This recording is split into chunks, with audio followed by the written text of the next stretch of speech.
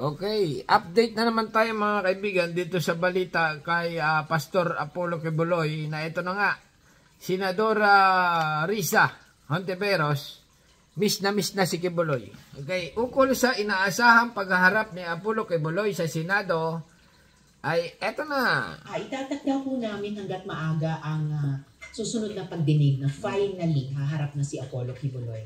Finally. Okay. Once matakda namin yung petsa ng susunod na pagdinig kay Apollo Quiboloy dito sa Senado, susulat na ako sa nauukol na korte para masigurong andito rin siya bilang pagsunod din sa standing warrant ng Senado para sa kanya.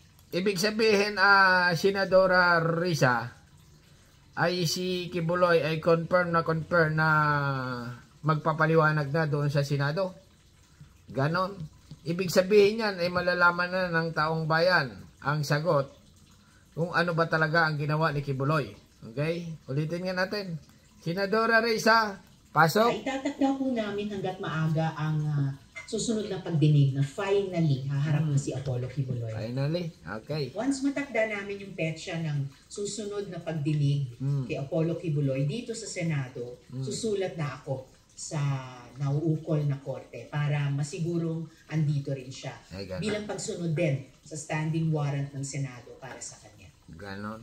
Marami kaming itatanong kay Apollo Quiboloy Nako. kung bakit talaga niya ginawa ang lahat ng ito at paano isinet up na yung mga taong nirecruit niya bilang mga nananampalataya sa kanya at sa kanyang kingdom ay sa halip inabuso niya sa iba't ibang paraan. Ay, yung mga babae, pati yung mga menor de edad, pati yung ibang mga miyembro ng kingdom na mga lalaki pero pinagmalupitan din niya, yung mga pinilit niyang maglimos para pala sustentuhan lang yung kanyang marangyang pamumuhay, yung mga effectively human trafficking niya sa iba't Diyos ko, Quiboloy. Ang dami nga pala talagang ginawang kalukuhan ito si Quiboloy na ito. Ay dapat talagang iharap ito sa Senado. Pero ngayon mga kaibigan, si Quiboloy, ayun ang hawak ng pulis. Okay? Parang sa Manila City Jail yata o sa Makati City Jail. Pero nakakulong. Okay? At wala daw special treat na nagaganap doon kay Quiboloy. Sama-sama sila ng mga kanyang katropa. Okay? Yung sina Canada. Na siguro, ito, mga ilang araw lang ay tatanungin din or idadala sa Senado at doon na nga, gigisahin sila. Sigurado, nag-iinit mga kaibigan or trending na trending sa pagharap ni Quiboloy ay marami ang nakaabang. Okay, na siguradong viral sa TikTok, Facebook, Instagram at YouTube. Ulitin natin, take 3. Para masigurong andito rin siya bilang pagsunod din sa standing warrant ng Senado para sa kanya. Marami kaming itatanong kay Apollo Quiboloy kung bakit talaga niya ginawa ang lahat ng ito at paano isinet up na yung mga taong nirecruit niya bilang mga nananampalataya sa kanya at sa kanyang kingdom ay sa halip inabuso niya sa iba't ibang paraan. Ay ganun nga ang strategy ni Quiboloy para yumaman. Senadora Risa, siyempre hindi yan aamin Okay? Kaya nga si Quiboloy ay yumaman kasi nga ginamit ang Biblia. Okay? Pinuhunan ang pangalan ni Kristo. Okay? At siya nga ay nagpakilala na anak ng Diyos. Yun na nga, yung I'm the Son of God. Yun yung lagi niya sinasabi. Puhunan niya yan, strategy niya na para siya ay yumaman. Okay? Nang yumaman na siya, kaya lang, namaltrato siya. Nanggalaw siya. Okay, ganun. Nanggahasa siya ng babae. Siyempre, yung paniniwala, nano na nga niya nabudol na nga yung iba Ibig sabihin ay talagang handa nang mamatay para sa kanya. Ngayon, yung mga ibang alipores niya, member na magaganda, siyempre, medyo natukso-tukso din niya si Quiboloy. Sinabi niya dito siguro, kailangan, para buo ang paniniwala mo sa akin, ay kailangan magpatikim ka sa akin. Di ba? Medyo ganun di ba? O kaya yung babae na yan, siyempre, medyo napipilitan. Ganun ba yun? Oo. Pag hindi ka nagpatikim sa akin, ang kaluluwa mo hindi mapunta sa langit. O, ganun yan Pero pag ikaw ay nagpatikim sa akin, alam mo yung tikim? Ganun. Alam nyo na, yung common sense yung matikim-tikim, okay? Pag ikaw ay hindi nagpatikim sa akin, hindi ka mapupunta sa langit. Pero pag pinatikim mo ako, okay, mapupunta ka sa langit. Isasama kita sa langit. Okay, ganon. Siyempre, yung member na babae, medyo nagdadalawang isip. Ganon ba, pastor? Na-brainwash mo na nga ang isip sasabihin ng babae, yung iba, sige nga, pastor. Pero isa lang ha. Di ba? Sabihin naman, sige, isa lang. Please lang naman. Hindi naman natin itututok.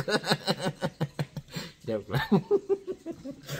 Na-imagine ko na ginawa ni Kibuloy. Please lang. Hindi na naman natin di ba? Hindi, nangyari na nga. Nangyari na nga yung dapat na hindi mangyari. Siyempre, makalipas ng ibang araw. Gano'n na naman si Kibuloy. Talagang medyo kulang yung Ning. Medyo kulang yung pananampalataya na binigay. Isa pa nga. Di ba? So, yung babae. Ganun ba yun, pastor? Siyempre, hanggang na-realize ng babae na medyo parang hindi niya matanggap. Mukhang nag-ahasa ako ni pastor, di ba? Si Alias Amanda yun.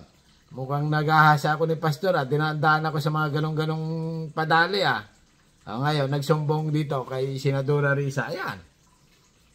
Inimbestiga ni Senadora Risa. Maliwanag, mga kaibigan, ayan, nanggigigil, Yung mga babae, pati yung mga menor de edad. Ay, ganun. Pati yung ibang mga miyembro ng kingdom ng mga lalaki, pero pinagmalupitan din niya. Yung mga pinilit niyang maglimos. Ay, ganun. Grabe, kaya pala dito sa ibang bansa, mga kaibigan, maraming nanghihingi. Pag pumasok ka sa mall, yung mga donation, na mahirap na magsalita. Nga, nanghihingi ng para lang sa mga mga alam na. Para sa mga bata, para sa mga sa Pilipinas, ganon, tulong, mga nabaha, kahit ano na, sari-sari na, okay? Gutom or nanghihingi ng, basta mamalimos, ginagamit yung simbahan na charity, mga ganong iba-ibang klase. Minsan nga, napapabigay ako pag may barya ako, binibigyan ko. Pero pag walang barya, buo. Di ba? Walang barya pero nagbibigay tayo. Okay? Yung pala naman, ay pasok kay Kibuloy yun. Naku, Kibuloy. Diyos mio, nakakala ko pa naman ay charity. Pang gasolina naman pala ng iyong fighter jet. Ano ba yun? Special jet or private jet. Ang continue lang, Senadora Risa. Para pala sustentuhan lang yung kanyang marangyang pamumuhay. Yun na nga, sinabi ko na, Senadora. Ibig sabihin, yung namamalimos na ginagamit ng tao ni Kibuloy ay, ayun na nga, ginagamit niya. Utak yan ni Kibuloy talagang strategy niya na kung paano siya gumalaw or yumaman ng todo-todo. Tingnan nyo naman. Dami niyang, siyempre, dami niyang kayamanan. Siyempre, kunwari, bibigay rin siya sa iba, tutulong din siya sa iba para pakitang lang, okay, sa mga member. Na ito, dito napupunta ang inyong ibinigay. Okay, nagpagawa tayo ng school bukol or hospital o ganyan-ganyan. Parang may ganun ako narinig Or itinulong natin na nagpagawa tayo ng simbahan. Okay, ganyan, okay? Kasi nga, mga kaibigan, si Kibuloy daw, marami daw talaga pinapaaral yan. Ang mga lawyer, okay? Para yung mga lawyer, pag tumagal, loyal sa kanya, okay? Titraining niya sa mga private army. Binibilan niya ng mga uniform. O, di ba? Ay, nako. Yung mga effectively, human trafficking niya. Yun nga, yung mga chicks, Yung Ukraine niya, nagreklamo kasi sabi naman ni Kibuloy, dinadala ko naman sila sa ibang bansa, iniikot ko sila sa ibang bansa para ganyan-ganyan. Okay? Kaya lang nagreklamo sila sa akin dahil ginahasad ko daw sila ganyan-ganyan. Okay? Yung Ukraine niya, na na siguro isip yun, ay talagang naririndi na siya. Ginahasa talaga ako ni Kibuloy. Dinaan lang ako sa mga ganito-ganito. Pinamasahe niya ako. Akala ko na masahe lang. Yung pala naman ay nako. Sa iba't ibang bahagi ng Pilipinas at pati sa ibang mga bansa para ituloy din yung kanyang mga illegal activities. Tapos na. Itatak daw. Maikli lang yan. Hinaba ko lang. Okay, mga kaibigan, si Kibuloy ay nananatiling nakakulong. Ang tanong dito, senadora, si Kibuloy ba matapos sa litigation dyan sa Pilipinas, ay anong mangyayari? Kukulong ba ng lifetime sa Pilipinas o idadala pa sa Amerika? Kasi nga, ang Pilipinas at Amerika ay may special treaty ata na tinatawag, na pwedeng siguro, albor, gano'n. Baka albor rin ito ng Amerika si Kibuloy kasi nga, may yung warrant na reward. Nakuha na daw million daw yun, 50 million yata, 30 million. Nakuha na daw laking pera yan mga kaibigan. Siyempre kung ikaw makakakuha nun. Sige, inyo na si Kibuloy, akin na yung reward na yung 30 million, 50 million na yan. Dollars yun. Oo nga, sa peso. Ganun. Akin na yan at inyo na si Kibuloy. Nako. Paano yan, Kibuloy? Pumunta ka na sa Amerika, ipapadala ka doon sa Amerika. At yung makukuha ang pirang reward sa'yo, baka itulong na sa sambayanan. O rebulsa na. Di ba? Ibulsa ng politiko. Umalas naman nun. Sana mo na itutulong. Okay? Pag nasa Amerika na si Kibuloy, siyempre hihiringin pa dyan. Hihiringin pa yan. Sasabihin kay Pastor, ikaw ba ay talagang ginawa mo itong human trafficking ng mga bata pinadala mo dito sa Amerika at namali mo sa mga sambayanan at mingi, ganyan. Sasabihin namin Kibuloy, hindi totoo yan. Sasabihin ng Amerika, ganon. Nagsisinungaling ka. Pasok sa kulungan. Okay? Ganon ang mga nasa sakdalor, lahat yan, hindi namin. Lahat yan ay kwan. Okay? Ikaw ay may karapatang manahimik sa batas ng Amerika. Okay? Dahil ito sa kulungan, ikulong. Lifetime.